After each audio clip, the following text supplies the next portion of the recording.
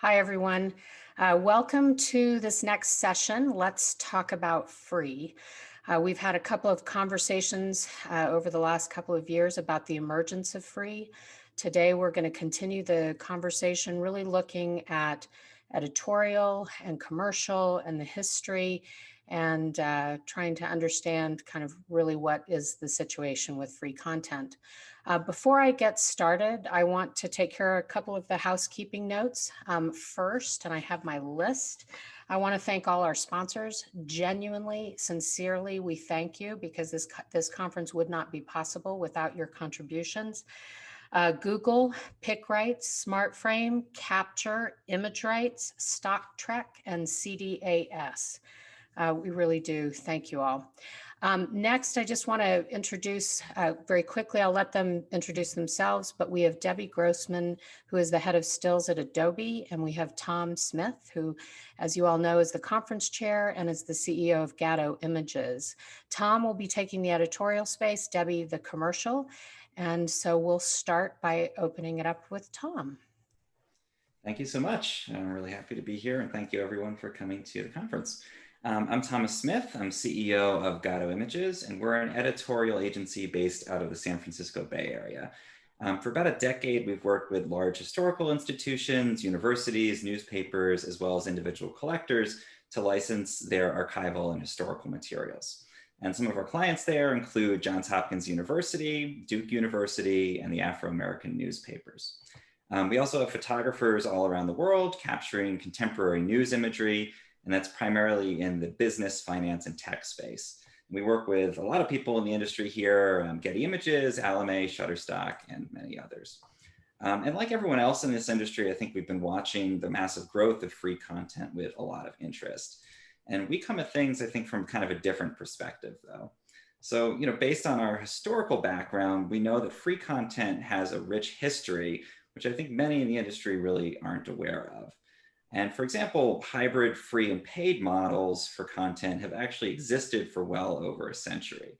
So going back to the early 20th century, wire services would routinely distribute headshots from talent agencies, materials from travel bureaus, and other kinds of free content to customers alongside paid content or original content from their own photographers.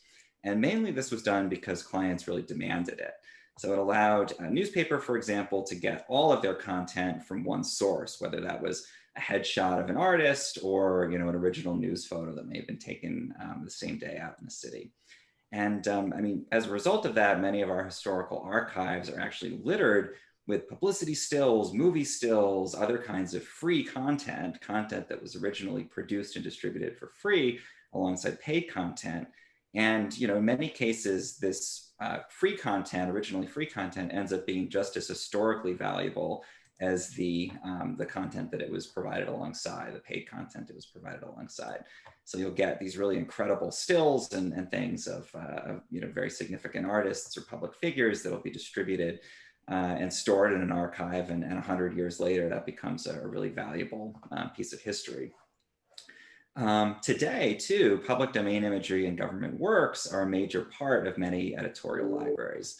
And, again, it's basically for the same reason. Contemporary customers, just like ones back in the 30s and 40s and 50s, really demand to have that kind of content supplied alongside original content. And so, here at Gatto Images, we've worked with organizations like the CDC, for example, to integrate their government works and those kinds of images, which are generally free of copyrights, although of course consult with your lawyer, into our collections. They get publicity and reach for their materials, which for a lot of these government archives is their main goal. And our customers get access to these kinds of materials with some key additions that we add in alongside our own original content. So it's sort of a system that works well for everyone. And a lot of people outside of the industry especially ask, why would anyone pay money for a license of a free government image? And we find it generally comes down to three different reasons. The first is access and research. So a lot of government works and public domain materials have either limited metadata or it's metadata that's in an unfamiliar format. So for example, a lot of government works are published with metadata that's very kind of celebratory, some would say even propagandistic for certain collections, and it's not necessarily things that meet editorial standards or meet even the formatting and length and descriptive standards of our industry. So working on that metadata is a huge part of what photo archives like Gatto Images will do. And we'll do our own research, we'll bring in our own research team, and we'll standardize metadata across these large collections and bring it up to commercial standards. Sometimes we'll reformat, and sometimes we'll even go and rescan. So there's sort of classic stories of people carrying scanners into the Library of Congress and selecting and curating content. And scanning it, right there to supply to their customers alongside, again, their own paid imagery. And a lot of buyers are willing to pay a slight premium to license an image where they know that it's been researched and categorized and described to the same standards as a contemporary image that might have been born digital. The second reason is workflows. So especially in fast-moving areas like news and journalism, the time required to obtain a free copy of an image from an original source can actually be prohibitive. So if you're trying to publish a news story and you need to have an image at the top of that story, and you're doing that in an hour or two, it's going to be challenging to go to an original source in many cases and actually obtain the image, even if it would be free in that kind of a setup. And so if the image is available in a standard format through an existing partner where the buyer has a subscription and they can obtain the image in one click or even obtain it programmatically through an API that goes directly into their production environment, many buyers are willing to pay a small license fee to access the image through that existing workflow instead of having to go out to a third party to get access, even if there's a slightly higher cost. So that's sort of a convenience factor that's built in when people are buying these images or licensing these images through an existing channel where they do a lot of business overall. And the final benefit is indemnification. So many large marketplaces, as many in the industry know, indemnify their customers against any claims which might arise around an image. And claims, even if they're not legitimate, so even if an image is totally legitimately a government work, can be expensive, they can be time consuming to process, and a lot of buyers don't want to deal with that kind of thing. So even if they're confident that an image is in a government work or in the public domain or otherwise some kind of free content or available under a free type of license, many are willing to pay a fee to have the added certainty and protection of identification added on top of that image. And again, that's something we're seeing that buyers are willing to pay a premium. And if there's any buyers here, these are the reasons we've identified in our own research, talking to buyers, but feel free to chime in the chat, any questions that you have. But especially if you have a different perspective as a buyer or anything else to add in about why you might choose to license free content, that's certainly something that I think would be useful to bring into the conversation. Of course, there are a lot of best practices around this. So one is to work with original image sources whenever that's possible, to document the provenance of images, and also to be transparent about sources and where an image might come from, and also standards that you've used and the editing that you've done. So for example, in our CDC images, we'll credit the CDC and also sometimes the original scientist who created an image if it's a electron microscope image or something like that. Another pillar for us at Gatto Images is to give back. So through a partnership with the Internet Archive, we've actually released about 1,000 vernacular historical images. These are scans of images from the 50s and 60s for the most part for unrestricted use. And these have been used for personal and artistic purposes. They've been used in indie music bands, videos, music videos. They've been used for art projects, other kind of personal uses. We've also worked with Unsplash to make some images from our contemporary shoots publicly available and to surface images through platforms like Yelp, for example. So tying location-based imagery to small businesses, to local companies and that kind of thing. We'll sometimes do some of that work for free and release imagery through those kinds of channels. And why do we do that? One, obviously, is to give back.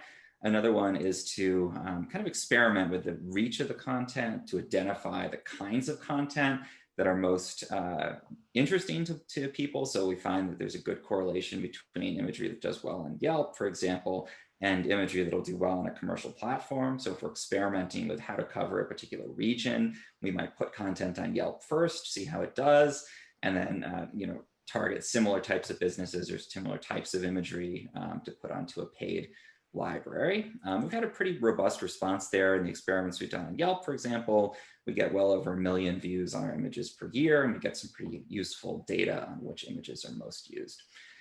So my main goal here is just to communicate that on the editorial side, free content, it might feel scary or new in the industry to many, but on the editorial side, it actually has a really long history. This goes back over a century, back to the days of literal wire photos and dark rooms and slides and that kind of thing. And especially practices like distributing free imagery alongside paid imagery as a benefit to clients. That's something that's well established and has long precedence in the news and editorial space. And also the practice of providing certain content for free access, including the use of licenses like Creative Commons, through libraries, cultural heritage organizations, or even repositories like the Internet Archive, is nothing new. It's something that, especially in the editorial space, has been done for decades, and in some cases, over a century. So free content may be a new challenge, it might be a new opportunity in the industry, but ultimately it's nothing new. So that's what I want to communicate here, and I'll hand it over now to Debbie to talk about Adobe. Actually, hang on just 1 second. I have Sure. a question that I want to put out while your comments are fresh. You talked about both the traditional, this is sort of weird to say, the traditional free space where actually you're creating access and you're able to give access to content that might be public domain or free, but you're still licensing that. I'm curious what the thought process was when you decided to put images on Unsplash, which you would not be getting compensated for your time or organization. Can you just speak a little bit to that? Yeah, definitely. So I think one of the main reasons there was that we're really primarily a editorial agency. So we send people out to shoot content. And again, it's a lot of business and finance kind of material. So we'll send somebody to Silicon Valley to shoot the headquarters of Zoom, for example, at the beginning of COVID. We got a lot of photos there, and that's really useful, valuable content. But while our contributors are out on a shoot, or if we have a freelancer who's out on a shoot, they're often able to take other images in the same location. So maybe they have lunch while they're there, and we pay for their lunch, and they take a couple shots of the really interesting meal that they had, or they hang out in a park and they take some shots of the scenery there. We end up with this ancillary imagery, this kind of content that doesn't fit into our editorial libraries, but that we're still producing, and in many cases we're still paying to have produced. And one of our big questions was, what do we do with this content? And we tried putting it out in some cases through a microstock model, but it's just not our expertise. We usually don't have releases for it. We usually don't, it's not usually releasable content. A lot of it is stuff that travel kind of imagery and food imagery that may not do as well in those kinds of markets, or it's just not our photographers' exact forte. We have a lot of news shooters where they'll shoot food and they'll be able to take something that's really helpful, but it may not be up to the standards of a Adobe or a collection that would represent food imagery. And some of it we put out through Getty Creative, for example, but we have been putting content mostly into the microstock and mid-stock kind of markets. And we just found we weren't getting great revenue or performance there on a lot of that kind of content. So we were looking at other ways to use it, other ways to get some value out of that ancillary content. And so publishing it on Unsplash was one kind of concept that came up, again, because on the historical side, it's a similar thing. We might digitize a large archive and we'll pull out the really historically valuable content and license it through Alame or Getty or any of our other partners. But we'll have maybe 2 or 3 out of 100 scans will actually be licensable. The rest is usable and interesting, but not a fit for those kinds of marketplaces. So that's where we had started to provide content through places like Internet Archive. And we saw it worked on the historical side. So we thought, well, if our contemporary kind of ancillary imagery isn't doing great on microstock, why not put it out through a platform like Yelp or a platform like Unsplash for free, get some data, get some visibility, and even potentially get some brand recognition for ourselves in doing that. And again, the difference between doing that and making 10 cents or 50 cents per sale on an image on a microstock kind of marketplace wasn't dramatic enough and wasn't core enough to our business that it made a big difference. So that was our rationale.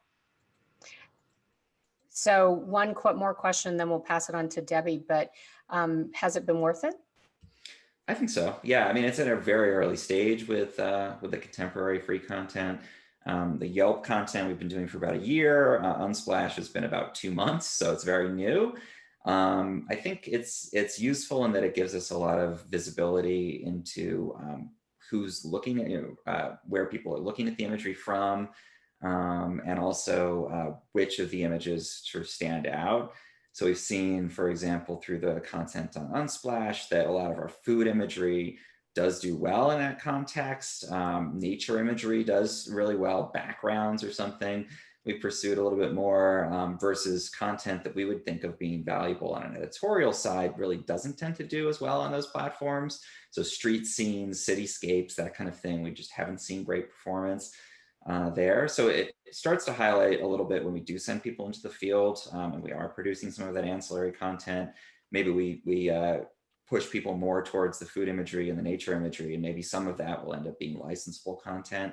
I wouldn't say it's been a lead generator for us so far. We haven't seen really a lot of new business come out of it. The other final thing I'd add there is that for some of our contributors, there's an interest in putting content out over those platforms because their main reason for working with us is less about revenue and more about reach and visibility. So we have contributors where maybe they're a product-oriented company and they provide us with product imagery to put out through our channels, to make available for licenses for gadget blogs or for tech news companies and that kind of thing. And they love to have the visibility of the products. We love to supply the imagery. The news channels love to have original imagery to use that's easy to access. But really, in many cases, their goal is to have the broadest possible reach for the content. And so they're delighted in many cases to have content go out for free if it results in a bigger audience and a broader reach for their brand. So that's one thing we're starting to work with some of our contributors on, is can we license the imagery through one channel for people who want those services I talked about, like indemnification, better research, more metadata, but also can we make it available through some free channels so that they get a broader reach for their brand and it gets used in more places, all over the internet, and it's a value add for them if their main goal isn't revenue. Okay. All right. So now we'll pivot to commercial creative content. And Debbie, over to you. Hey, thanks for having me. And thanks, Tom. That was super interesting. So I'm Debbie Grossman. I'm head of stills at Adobe Stock. Long time ago, I used to be a photo editor and sift through slides. And I remember getting free content in those ways that you're talking about, Tom. So it was interesting, really interesting to hear that context. So I think, as most of you know, Adobe Stock launched a free collection a few weeks back. It actually isn't our first foray into free, in that we've been offering free templates and some free motion graphic templates and 3D elements for a while now, and we found that that resonates with certain users. But free obviously is an important topic. It's here to stay. Adobe thinks, this is something that's part of the world of licensing, both commercial and editorial. I know last year there was a panel here that generated lots of conversation, and we understand all of the ways that artists might feel, and traditional stock artists might feel about free content. But nonetheless, we felt strongly that it was time for us to present a collection that would be artist first. We wanted to make sure that the artists that we work with for the free content are being compensated for that work. So we're doing that on our side because we believe that what free stock does is bring new customers into the licensing world, teaches them about great stock content, what great stock content can do, how that can help their work and their brand, it brings them into the world. And we wanted to do that inside of Adobe, and we wanted to be able to monitor and carefully sort of control that collection. And our initial collection is quite small in the scheme of collections. It's just about 70,000 assets. It crosses still images, vectors, illustrations, and video clips. And our motto in sort of building this collection was breadth, but not depth. We didn't want to go too deep in any one area. What we wanted to do was just give new free users a taste of what Adobe Stock had to offer. So they could come, they could do a search, and when they find something that might resonate with them on free, there's a sort of upsell path so that they can say, oh, that one isn't quite right, but let me see the other versions of that image or that clip, and then it brings them into the sort of paid user experience and should then upsell them to Stock. And we obviously did a lot of careful thought and research and planning before we entered into this space. And we really do believe that it's something that helps build a new customer base for Stock and ultimately will be good for all artists who contribute. That's great. Thank you. So you launched a couple of weeks ago. Can you give us any, is it going well? Has it created a stir? Just can you give us kind of an overview of how it's going?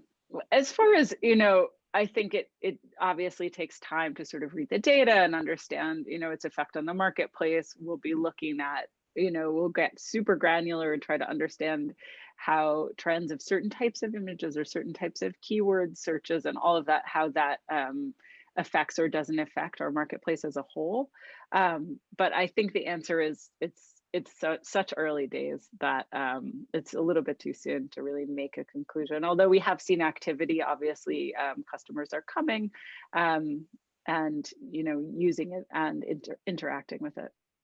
Tom spoke a little bit about how they make the decision of what content to put in there. Can you speak a little bit to that too? How do you decide? And it sounds like you go to the photographers up front. So I'm curious about how that works. Yeah, so we decided that we wanted to work with contributors who already are part of Adobe Stock. And what we wanted to do is kind of figure out, obviously, we didn't want to take their bestsellers off the market and start giving them away.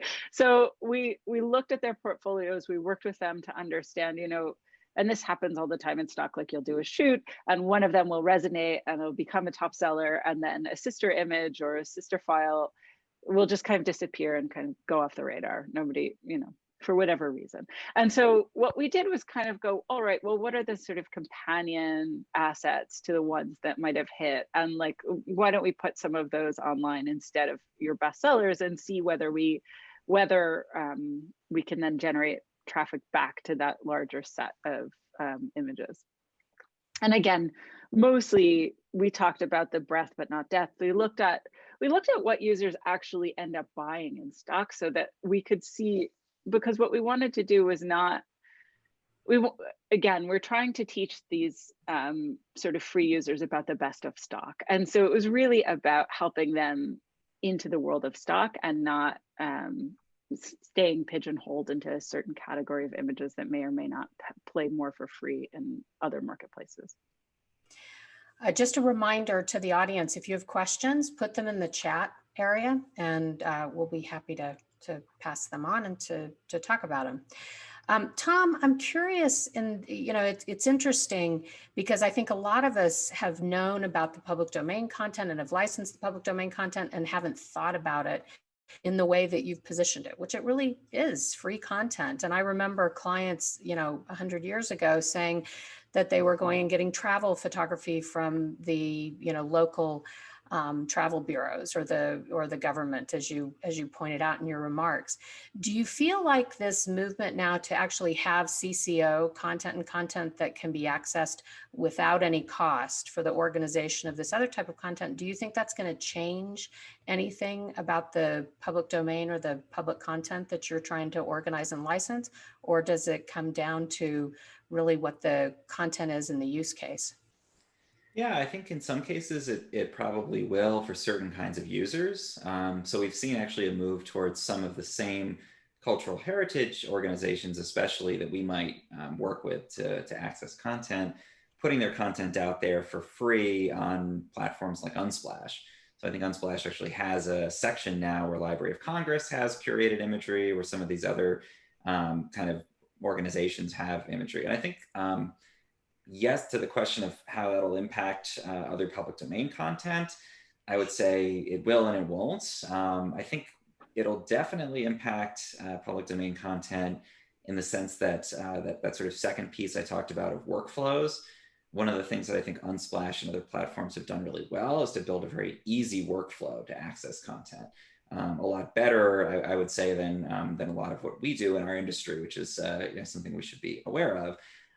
But it's very easy to access imagery with the click of a button or a search within another platform, and to embed that into a news story. And a lot of major news outlets are using that content. So to the extent that it's a lot easier to access artifacts and materials from a Library of Congress or an institution like that through a free platform like Unsplash, I think you're going to see some competition with archives and people that have been doing this for a long time. I think the other two pieces, though, of the research and the indemnification, and just clarity in many cases on licensing, I think that's something where it's still going to be challenging, or where a lot of big institutions are still going to look to trusted partners where they know that there's standards in place for handling this kind of content. I think, indemnification obviously is a big one that you're probably not going to find through a lot of free platforms. But just research, and I shouldn't say just, research and creating the proper metadata is extremely challenging for this kind of material, extremely expensive for this kind of material in many cases. We work with a lot of great partners. We have our own staff to do this kind of work. We work with people like Capture here in the industry to do this kind of work. And it's very time consuming. It requires a lot of expertise to go from a raw asset. And even if there's metadata, to know whether that metadata should be trusted or not. We give examples where, for example, our partner, the Afro-American newspapers, might have content from the 30s where it came through a publicity still or a film still, and it'll have the original caption, which might have had derogatory language in it, and they will have crossed it out physically with a marker or a grease pencil and written in their own caption that uses the appropriate language, back in the 30s or 40s. Or to note when somebody in there has been, photoshopping is not something new. It's something that occurred in dark rooms. So we see in older imagery, somebody may have been literally cut and pasted into another photo, and so that might be noted in original metadata. So surfacing all of that, knowing what the right questions are to ask and to challenge metadata, and even with historical content, for example, Signal Corps content, content that might be produced during a war, you have to question, why was that content produced? Why was it provided for free? Why did somebody back in those times put in the effort and the expense to create it and to distribute it, and what were their motives? And so in many cases, wartime content especially was created with a propaganda purpose in mind. And maybe that's a totally legitimate propaganda purpose if you're talking about Signal Corps content from World War II. But when you go to actually create the metadata for it, you want to be cognizant of what might have been an exaggeration in the metadata, what might have been language that's very celebratory, where you want to have something that's a lot more neutral. So these are all the kinds of things that we train our staff to look at and to consider, and that people who are in this editorial space look at and consider in a lot of detail. And I think if you just grab the original asset, put it on one of these free platforms, it'll work for a certain user where that kind of content and background and provenance may not be as important. But for news sources, for documentary filmmakers, it's a dialogue. Often we'll get people reaching out to us, and it's a back and forth. Where did you get this metadata from? Can you give me a scan of the original caption? It's a much more hands-on process than I think a lot of people realize, and that's a lot of the value that people like editorial archives bring to the process and bring to this content. And I just don't think that that'll be duplicated very easily by putting it out there, for free on some of these platforms. We have a comment from Abby Lull. As an image research and rights analyst, I can definitely attest to Debbie's statement that free collections give us a great taste of what might be available through the vendor and will often result in licensing and further sales. I often end up licensing premium items after perusing the free collection for a new vendor. I actually love seeing this because one of the comments that was made last year, and certainly today, is that there can be sort of I hate to use the term, but an upsell opportunity. You're trying to expose people and get them to sort of move upstream, if you will. I don't know, Debbie, if you want to add anything to that. No, it's just great to hear, and it kind of corroborates a lot of what's behind our thinking with this collection, is that we didn't want to share subpar imagery. You know, we wanted to really show what you get when you visit a real stock provider and get content from them. And so it was super important to us that it live up to the quality that we see as Adobe stock quality.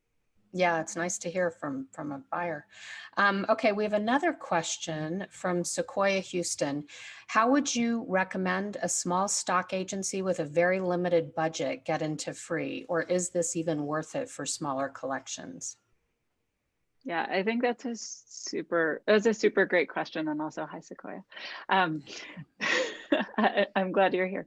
I think what we really want to understand and what we're doing with this first iteration is asking the question, what does it do for the artists who are involved?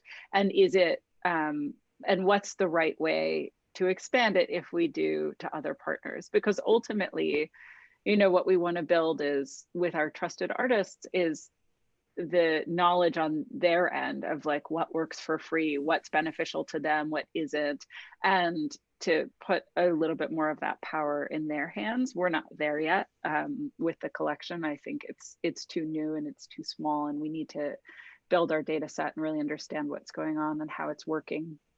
But ultimately, I think it could possibly be a great thing for many partners to bring awareness to their collections, especially in, you know, and obviously I'm thinking of Adobe stock in particular. And so that's something that we're definitely exploring as the collection, you know, gradually builds up steam. I want to ask a question, then we have another private question that came through. One thing both of you have mentioned now are tools. In different ways, but you both mentioned tools, and I think that's an interesting conversation probably in and of itself, but let's touch on it here if we can. Adobe has started, it seems, to increase, I mean, you have tons of tools, but now you have more and more free tools that young designers or independent marketers are, I suspect, being able to use. And I'm curious the impact that you feel that was there pressure from the tools like Spark or whatever to kind of provide access to free content too, or were they totally separate? So I'll start with Debbie and then Tom. Sure. Yeah, I think that's obviously a great point. You know, I imagine that for many new designers, these tools are their first introduction. Like a tool like Spark on Adobe is their first introduction to working with Adobe's tools, and often they need images for that. Now, it's a little touchy subject, but yes, Spark links to Unsplash. And so we've had ongoing conversations with that team about that relationship and about the need for free content that they're getting from their users. And so of course, that's something that we're exploring with this free collection, that we'll want to partner with Adobe's own apps ultimately to use this. But we're still, again, it's so early days that we're not quite there yet.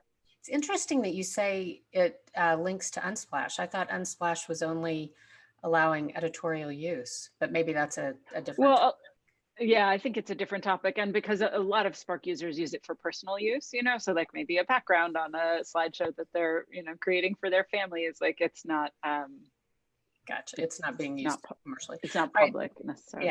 Yeah. Tom, I don't know if you wanted to add any. It's a little different in the editorial space. It's I think on the creative side, there are these creative tools that you're in there building. I mean, we're seeing Canva and Envato and all these companies that are sort of trying to consolidate to some extent, you know, content and templates and music and all these different things. And it seems to be driven directly by the market. I don't know if there's an equivalent in the editorial side, or if you feel like is it purely a cost-driven thing that customers are looking for the kind of content that you offer for free, or when you enable these sort of traditional free images, or is there some other kind of pressure playing on that?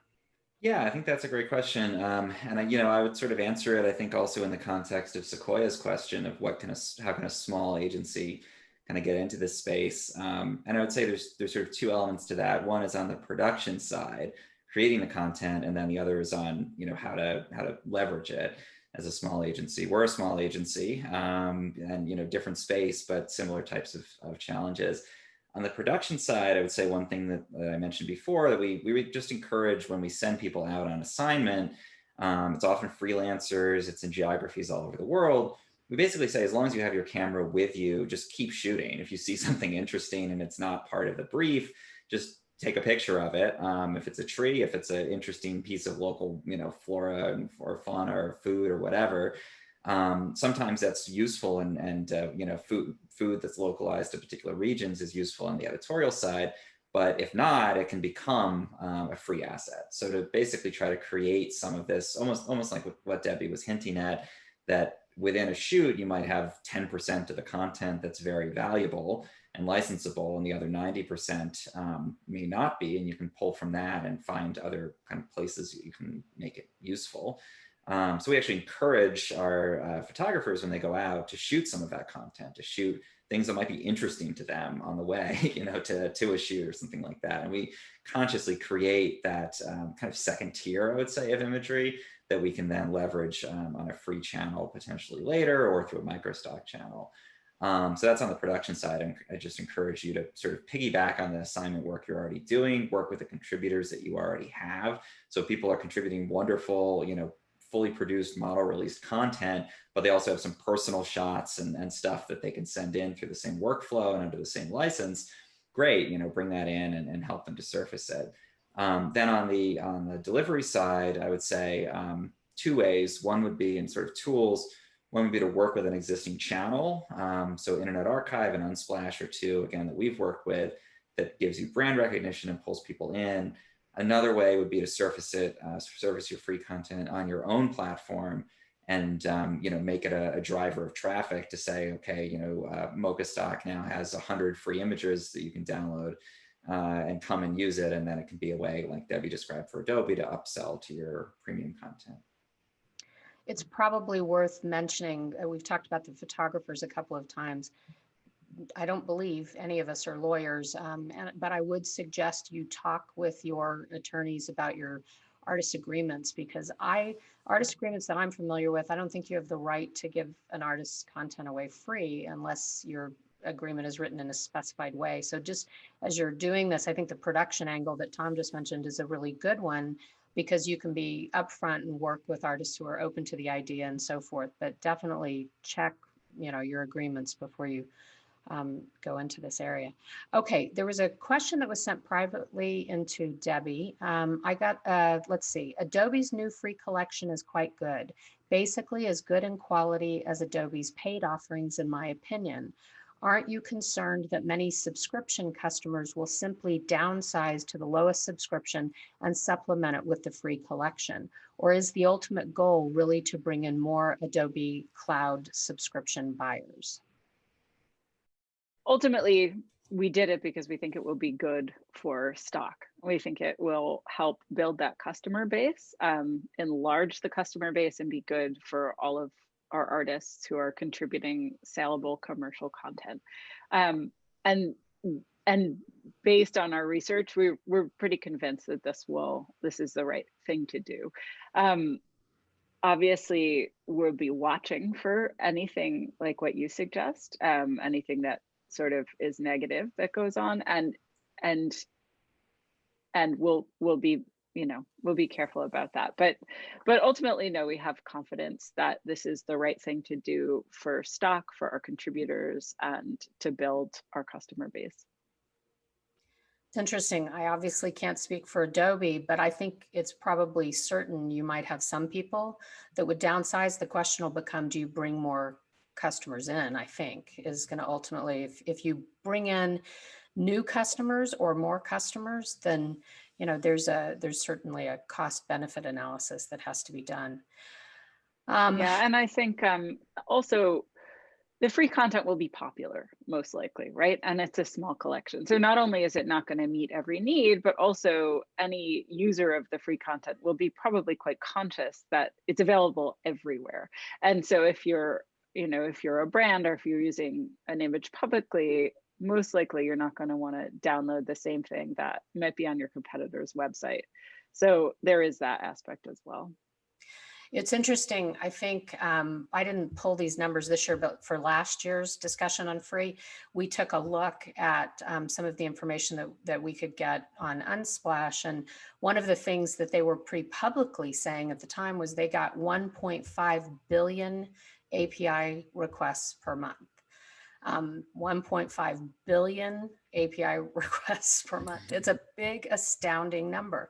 If you're a small agency and you want to go in to free, I think Tom's point is a really salient one, that using a platform that's getting the traffic is maybe where to test it, because then you can see if any of those requests and people that are coming in, if they'll truly get exposure for your content. And I think selection of content's a big part of that. All right, so I think we've answered the questions that we have right now. If you've got questions, put them in the chat box for us. I'd like to talk to you guys a little bit about the reaction from, maybe this is more for you, Debbie, but the reaction from the artists. If there's been any kind of backlash or concern. I know you've been it sounds like you all have been cognizant to go to the artists first, and you're compensating them in some way. But has it been an issue, or has it been pretty smooth since you're trying to compensate them? I think there's a range of opinions and a range of reactions, and depending where you go and put your ear, you'll hear different things. And so I'd say, yes, we've heard some concerns from artists, and obviously, inside of Adobe Stock are a lot of stock contributors. And so in the conversations that we had in building this collection and thinking through how we were going to do it, how we're going to compensate the artist, what we would put in, which images we'd choose, we talked about all of those things. So the concerns that we're hearing are kind of like, oh yeah, we figured, some folks would say those things.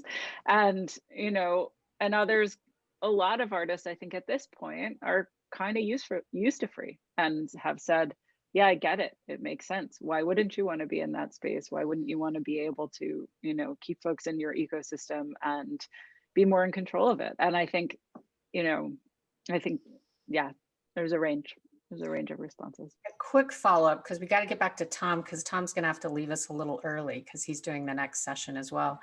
But a quick follow-up, Debbie, do you think, it's interesting because last year I felt to some extent like the agencies were more afraid of it than some of the photographers that we talked to about participating. I'm curious if you feel like there's maybe a generational issue or a creator license. I mean, I don't know kind of where the divide is, but have you noticed anything in that respect? Maybe if anything, it's about scale, sort of what Sequoia brought up. If you have a small collection, how do you think about it? Because that, anything you put in free becomes a big portion of the work that you have out there. And I think maybe if there's a divide, it's about that. It's about the scale of the business that the creator has. And Tom, I don't know if you've got any thoughts on that, or I know we have to lose you in a few minutes. So any thoughts on that? What drives it? Yeah, I mean, one thing I would say is, we've wondered in a lot of cases even if we put something on multiple marketplaces, because most of our content is non-exclusive. We work with a lot of archives where the content has to be non-exclusive. And so we've often wondered what'll happen, if we put content on paid marketplaces and it's still available, for example, from Duke for free. They're not going to, a lot of these large institutions would not want to lock down their imagery. They want it to be used for academic purposes, for their own researchers. So the vast majority of our content is non-exclusive. And so, yeah, we've worried before, okay, if we put it on a paid marketplace and someone can get it for free or get it through multiple marketplaces, is that going to be a problem? And really interestingly, we found that it isn't. We just haven't seen cannibalization of revenue. even to the point where we will offer content for free on a platform like the Internet Archive, and we'll also have it on a paid platform as a non-exclusive asset, so that if people want to purchase a license for it, they can, and we'll make it clear that it exists in both places, so you can just go and download it for free. And we just don't see any kind of cannibalization of the other channels. And I think part of that is just each marketplace in our industry has evolved to meet a particular customer need, a particular niche within the industry, a geography, a price point, a license type. And so we found that duplicating content across marketplaces doesn't tend to cannibalize. And I think that's a good message for people who are considering creating these free collections like Adobe and especially smaller agencies. If you put content out and a portion of your materials are free, yes, it may cannibalize to some extent your paid collections, but if our experience of having even the same asset on multiple marketplaces is any indication, I wouldn't be as concerned about that. I think people who want to license a premium image are going to come and license a premium image. People who are coming for free are going to come for free. And if anything, exactly what Debbie's discussed here, that some of the free people may be willing to upgrade. We don't see a lot of cases where the premium people want to downgrade and get an asset for free, even if they can. So I would be encouraged by that as people pursue free content. One final follow-up to you, because I've been told we have to get you over to the other session in 1 minute. Okay. To get you in before the intersessions. Do you ever have issues with institutions? Do you go back to the institutions where you get content? And I mean, I guess it's different if it's public domain, but you mentioned Duke University. So would you be collaborating with them about whether or not their content goes in free? I'm just curious. Yeah, well, that kind of contributor content we would almost never put out through a free channel. What we're putting out on free channels is the content that's produced by our own staff, that's produced in our own archive. So we do our own archival scanning and we acquire our own collections and digitize them ourselves. So it's wholly owned material that's in our own archive or shot by our own photographers. Or if we do freelancers, in almost every case, we buy out the content. So we'll pay a cash fee for either an hourly rate or a project rate. And it'll be a work for hire, and we'll own that content so that we can put it out through whatever channel we want. But it's almost never going to be contributor content that we're releasing through that kind of a channel. So I have to ask you one more question that came in from an audience member. If I search Gatto images or Gatto images on Unsplash, I do not see Gatto's images. What's up with that, please? How do you get attribution for your agency? That's a great question. I'll have to go and look at Unsplash to answer that. We should be. Let me see what I can actually just pull up here while we're doing this. One resource that I will share while we're on the topic, I'll put this out in the chat. These are the images that we have on Internet Archive that are well attributed to us and should be nicely searchable on there. That's a great question. Why things aren't coming up as being attributed to us. So you'll have to go check it out because you've got to click over to your other room. He's doing pathetic content. So, all right. Well, thank you, everybody. Thanks very much. All right, Debbie. So we've got a few more minutes here. We have a lot of interest also in the synthetic content session, which starts next. So we're going to try and end a couple of minutes early in about 5 to 7 minutes. So it's early days yet for you all at Adobe, although you did mention it's not your first foray into free. Is that right? Yeah, so we've worked with the app teams on designing some free content for stock templates, for motion graphic templates, and for 3D assets. And so we did have some experience with users coming to Adobe Stock to download those. And those were all commissioned and then available for free. Okay. All right. Any other questions from the audience? I don't want to keep taking time. Well, I guess what I would say is, or what I would ask is, if you kind of can keep us posted. I mean, I know you have to keep confidential information confidential, but it's a topic that everyone's very curious about. I think it's settling down a little bit, that people realize that free isn't going to make paid go away. It's just going to maybe reshape it. But each time we sort of go into these new areas, it's a little scary for a lot of people. So I guess, is there anything else you want to say to the audience? Otherwise, we can end it early. I don't think so. Thanks everyone for joining us. I think it was really interesting to talk about free and editorial, sort of commercial and editorial at the same time.